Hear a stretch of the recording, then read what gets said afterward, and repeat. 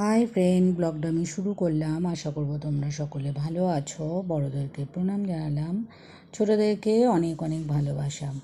আজকে আমি একটা গল্প পড়ব, তার নাম হলো মণিময়ের চিরুনি। লিখেছেন বিমান পণ্ডা। তো আমার সাথে থাকুন, শুনতে থাকুন। হ্যাঁচো হ্যাঁচো হ্যাঁচো, পরপর তিনখানা হাঁচি দিল মণিময়। ঠিক তিনটে নয়, দুটো পুরো পুরো হাঁচি, আর একটা আস্তে আস্তে হিচকির মতো হয়ে থেমে গেছে। ওই আড়াইটের মতো ধরা যেতে পারে, তবে আড়াইটের হাঁচিও কিছু ফেলনা নয়। এর মানে ঠান্ডাটা লেগেছে। একে সর্দির ধার, তার উপরে অসময়ে বৃষ্টি ভিজে একেবারে জবজবে হয়ে গেছে মণিময়। আবার একটা হাঁচি। কোথায় সে শুনেছে হাঁচির সময় নাকি হার্টবিট থেমে থাকে। পরে জেনেছে না, এরকম কিছু হয় না। আর হলেই বা কী আসে। ইস্ত্রি করা জামা প্যান্টগুলো ভিজে একেবারে মুড়ির মতো নেতা। শুকনো গামছা দিয়ে মাথাটা ঘষে ঘষে মুছে নিচ্ছিল। কাঁচা পরিষ্কার গামছাটা থেকে একটু মিষ্টি মেলি গন্ধ পেয়ে মণিময় বেশ লাগে। সেই অবস্থাতে বুক পকেটে হাত দিয়ে দেখে সিগারেটের প্যাকেটে আর ম্যাচেসটা পকেটেই রয়ে গেছে। ম্যাচেসটা নিশ্চয়ই ভুগে গেছে। সিগারেটগুলো কী অবস্থা কে জানে। বের করে দেখবে তারও কোনো উপায় নেই। তো হবু শ্বশুর সামনে দাঁড়িয়ে জুরির চোখ তাকে নিরীক্ষণ করে যাচ্ছেন।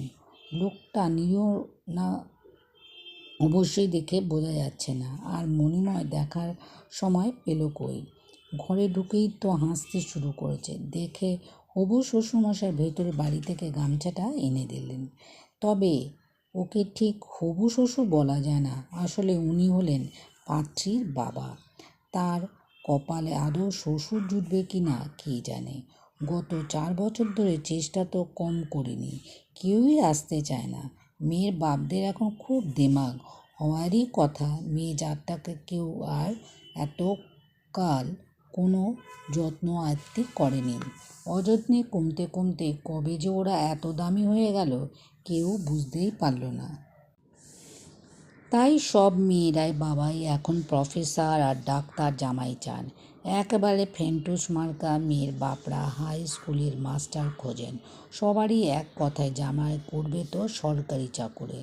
এত সরকারি চাকরি আসছে কোথা থেকে কে জানে। ব্যবসায়ী ছেলে শুনলেই মেয়ের মা বাবা ভঙ্গি করে প্রস্তাবটা উড়িয়ে দেয়, যেন মুখের সামনে থেকে ভিন ভিন মাছি তাড়াচ্ছে।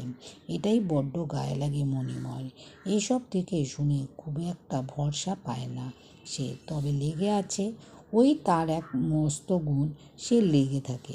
মাটি কামড়ে থেকে এসে তার ব্যবসাটাকে দাঁড় করিয়েছে। দিদির বিয়ে দিয়েছে, বাবার চিকিৎসা করিয়েছে। বাবাকে ধরে রাখতে পারেননি ঠিকই, কিন্তু চিকিৎসার ত্রুটি সে করেননি। এখন তাদের মা ছেলের সংসার, পাকা বাড়ি, জলের লাইন, একটুখানি বাগান, ছাদে ডিশ অ্যান্টেনা সবই করেছে। না, তার রোজগার সরকারি চাকরির থেকে কিছু কম নয়, কিন্তু পাত্র হিসাবে সে ফেল। তবে গত ফাল্গুনে অনেক দূর পর্যন্ত পৌঁছে গিয়েছিল মণিময়। মেয়ে দেখা রাউন্ড গিয়ে নক আউট করে বিদায় নেয়। দেখাশোনার পর পাত্রী নিজে না করে দিয়েছে। দোকানদারকে কিছুতেই বিয়ে করবে না। এর চাইতে আইবুড়ো থাকবে সেও ভালো। অপমানটা খুব লেগেছে বটে, কিন্তু ওই যে মণিময় লেগে থাকে। বয়সকালে সে বিয়ে না নিয়ে মোটেও ভাবেনি, তার ভাবার সময় ছিল না। ঘাড়ে পুরো সংসারের দায়িত্ব। সে দাঁতে দাঁত চেপে রেখে গেছে ব্যবসাটাকে দাঁড় করাতে। মা তখন থেকে বৌমা বৌমা করে হেদিয়ে যাচ্ছিল বটে, কিন্তু তার কানে কিছুই ঢোকেনি। তা মণিময় যখন একটু থিতু হয়ে বিয়ে করবে বলে ভাবল, তখন তাকিয়ে দেখে চারপাশটা অনেক বদলে গেছে। আগের মতো চাইলে মেয়ে জোটে না। বিয়ে করে সে কাউকে উদ্ধার করছে না, বিয়ে করে বরং সেই উদ্ধার হয়। প্রথম প্রথম এগাদ্দা বাজতে শুরু করেছিল, কিন্তু হঠাৎ সে উপলব্ধি করলো বিয়ের বাজার তার খুব কম। সে আর বাছাবাছির অবস্থায় নেই। একটু চলনসই গোছের মেয়ে পেলেই সে বর্তে যায়। সেদিন সুখে এসেছিল দোকানে। সুখেন তার ছোটবেলার বন্ধু, একসঙ্গে পড়াশোনা করেছে। তবে সুখেনটা সরকারি চাকরি লাগিয়ে নিয়েছে। এলাকারই এক প্রাইমারি স্কুলের মাস্টার। বছর কয়েক আগে বিয়ে করেছে। সুখেন সন্ধেবেলাটা তার দোকানে প্রায় আসে, গপ্পসপ্প করে, নানান সুখ দুঃখের কথা হয়। তার চাইতে বড় কথা, সে বাড়িতে সিগারেট খেতে পারে না। মণিময়ের দোকানে এসে দুটো করে সিগারেট খেয়ে যায়। তারপর গন্ধ ঢাকতে একখানা মিন্ট চকলেট। তার বাড়িতে কড়া শাসন। মণিময় ভাবে সুখেনটা কি সুখেই না আছে, আর বেচারা মণিময়, তাকে এখনও শাসন করার কেউ এলো না। তো সেদিন সুখেন বলল তার দূর সম্পর্কের আত্মীয় নাকি তার মেয়ের বিয়ের জন্য তাকে ধরেছে। মণিময়ের যদি ইচ্ছে থাকে তো সে কথাটা পারবে। আত্মীয়টির অবস্থা মোটামুটি, চাষিবাসী গেরস্থ। মেয়েটি সুন্দরী, কলেজে পড়ছে, তবে পাশ করতে পারেনি, এই যা। পাশ করলে কি আর সুখেন তাকে বলতো? সে হয়তো কোনো বড় সরকারি চাকরির বউয়ের হতো। অতি খাঁটি কথা। মণিময় তাতে মনির কথা কিছুই নেই। তাছাড়া মণিময় ছ্যাঁকা খাওয়া ব্যাচেলারের। সে বুঝলো এরই মধ্যে একটা পেঁয়াজ আছে, তবে পেঁয়াজটা ঠিক কী সেটা ধরতে পারল না। সুখেন তার মুখের দিকে দেখেও, আর না না, যা ভাবছিস তা নয়, মেয়ের কোনো খুঁত নেই। তাহলে কি তোকে বললাম, চল পরশু গিয়ে নিজের চোখে দেখে আসবে। সে আজকে আসা, তারপর দুপুরে দুপুরে বেরিয়েছিল। রাস্তা তো কম নয়। রতনপুরের মোড় পেরিয়ে সরু রাস্তাটা ধরে তারা যখন অনেকটাই এসে গেছে, তখন হঠাৎ বলা নেওয়া কেউ নেই। চারিদিকে অন্ধকার করে মেঘ ঘনিয়ে এলো। তারপর তেড়ে বৃষ্টি। আশপাশ ঘর দূরে থাক, একটা বড় গাছ পর্যন্ত নেই যে তার নিচে গিয়ে দাঁড়াবে। দুজনে যখন ধড়মেড়ে কুসুমবনী গ্রামে পৌঁছলো, তখন ভিজে চুপসে গেছে, ঠান্ডায় কাঁপছে একেবারে। বৃষ্টিটাও তেমন। পুরো রাস্তাটা তাদের ভেজালো। আর এখন দেখো, সব কেমন ফর্সা হয়ে রোদ উঠি উঠি করছে। ঠক করে একটা শব্দ পেয়ে তাকালো মণিময়। অল্প বয়সী একটা মেয়ে টেবিল চায়ের কাপ এনে রাখলো, সঙ্গে একটা প্লেটে গোটা চারেক মিষ্টি। বোধহয় ছোট বোনটি। পাত্রীর বাবা কখন কেটে পড়েছেন। মেয়েটা একটু ফুঁচকে মতো হেসে বলল, আপনার চা। চাটার খুব দরকার ছিল, একটু ঠান্ডা ঠান্ডা লাগছে। আর বোধহয় দরকার ছিল একটি চিরুনির। চুলগুলো উস্কো খুস্কো হয়ে গেছে, অস্বস্তি লাগছে। সে তার একবার পকেটে হাত দিল না। না, নেই। আজকের দিনে সে কিনা চিরুনিটাই ভুলল। সুখেনটা ভেতরে বাড়িতে সেই ঢুকে গেল, এখনও সেখানেই বসে আছে। মোরগে মণিময় চা খেতে শুরু করলো। চাটা বানিয়েছে ভালো। চা পাতাটা যদি দামি না, তবে দুধ চিনি একেবারে মাপসই। গরম চা খেয়ে একটু ধাতস্থ মণিময়। মা মিতাকে শাড়ি পরিয়ে দিচ্ছেন আর গজগজ করে যাচ্ছেন, এত বড় হলি এখনও ঠিক করে শাড়িটা পরতে শিখলি না? মাকে কে বোঝাবে? মিতার একদমই ইচ্ছে নেই লোকটার সামনে বসার। এরকম সংসেজে বসতে সে চিরকালই অপছন্দ করে। এটাই তার প্রথম অভিজ্ঞতা। আর সুখেন্দা কি না বেছে বেছে আনলো একটা দোকানদার। তার ইচ্ছে ছিল লাভ ম্যারেজ করার। কত ছেলে তাকে চিঠি দিয়েছে, কিন্তু সবগুলি ছিল বেকার, বাউন্ডুলের দল। সে তাই কোনো পাত্তা দেয়নি।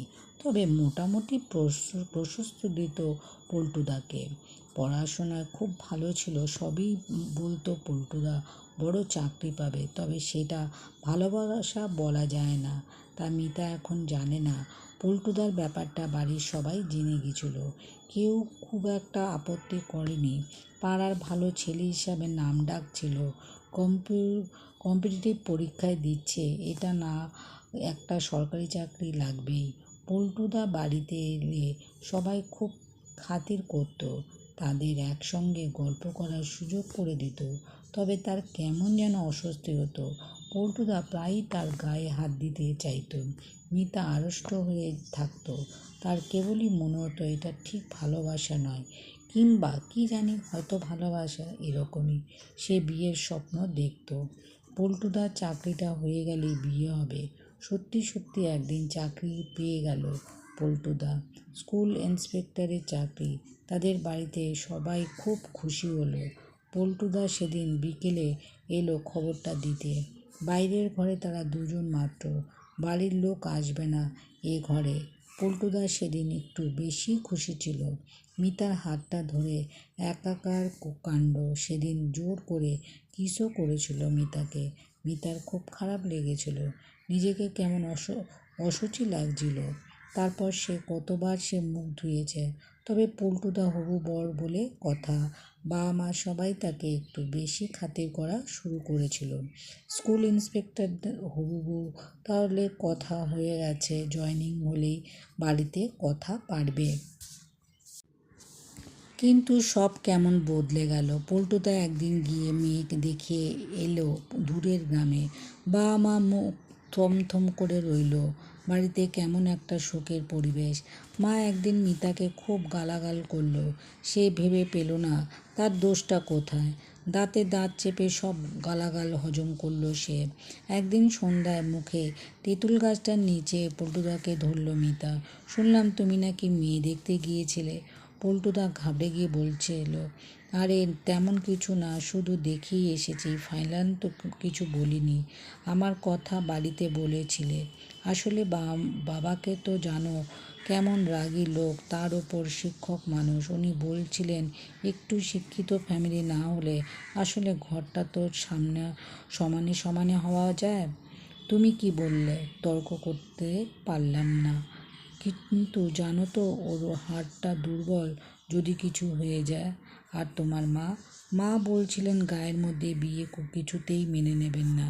তবে এখনও সময় আছে, কিন্তু একটা উপায় বের করবই। পল্টু তাড়াতাড়ি করে পালাতে পারলে বাঁচে। তেঁতুল তলায় অন্ধকারে দাঁড়িয়ে অনেকক্ষণ শূন্য দৃষ্টিতে তাকিয়ে রইল মিতা। দু চোখ দিয়ে জল ঝরে যাচ্ছে, সেটা রাগে না অপমানে কে জানে। আহা, একটা আওয়াজ করলো মিতা। মা বললেন, কি হলো রে, একটু আস্তে কর, আঁচড়াতে পারো না? চুলটাকে তো পাখির বাসা করে রেখেছিস, এত জ্বর। আসলে কি করব, মাসে তো 25 দিন শ্যাম্পু করিস, তবু এই হাল। আর নারকেল তেল তোর যত ঘেন্না, মাথাটা সোজা রাখ। একদম ভালো লাগছে না মিতা। সে কিছুক্ষণ সাজবে না। হে ভগবান, লোকটা যেন তাকে কিছুতেই পছন্দ করে না। ওদিকে সুখেন্দা তাগাদা মারছে, কিরে মিতা, হলো? ও পিসি, তাড়াতাড়ি করো, আমরা তো আলো থাকতে থাকতে বেরোবো।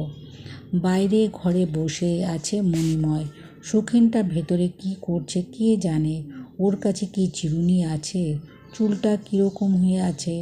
একটা সামনে টেবিলে কিছু পাঠ্য বই রাখা, ক্লাসের 7-এর ইতিহাস ও ভূগোলও, একটা অঙ্কের খাতা, বোধহয় ছোট বোনের। এলোমেলোভাবে এই খাতাগুলো নেড়ে চেড়ে দেখছিল মণিময়। ভেতরে মেয়েলি হাতের লেখা, হিজিবিজি ছবি আঁকা, মা সরস্বতীকে লেখা, খোলা চিঠিতে অঙ্ক আর ইংরেজিতে সামলে নেওয়ার অনুরোধ। এই সব দেখছিল মণিময়। হঠাৎ করে একটা মোটা বইয়ের মাঝখানের থেকে ভাঙা আয়নার এক টুকরো পেল সে। সেটাতে নিজেকে দেখতে আটকে উঠল মণিময়। এ কি, এ যে ঝোড়ো কাকের মতো লাগছে তাকে। ভিডিওটা ভালো লাগলে লাইক করবেন, শেয়ার করবেন, সাবস্ক্রাইব করবেন, সাথে থাকবেন, পাশে থাকবেন। আর আমার সাথে এতক্ষণ থাকবার জন্য অনেক অনেক ধন্যবাদ।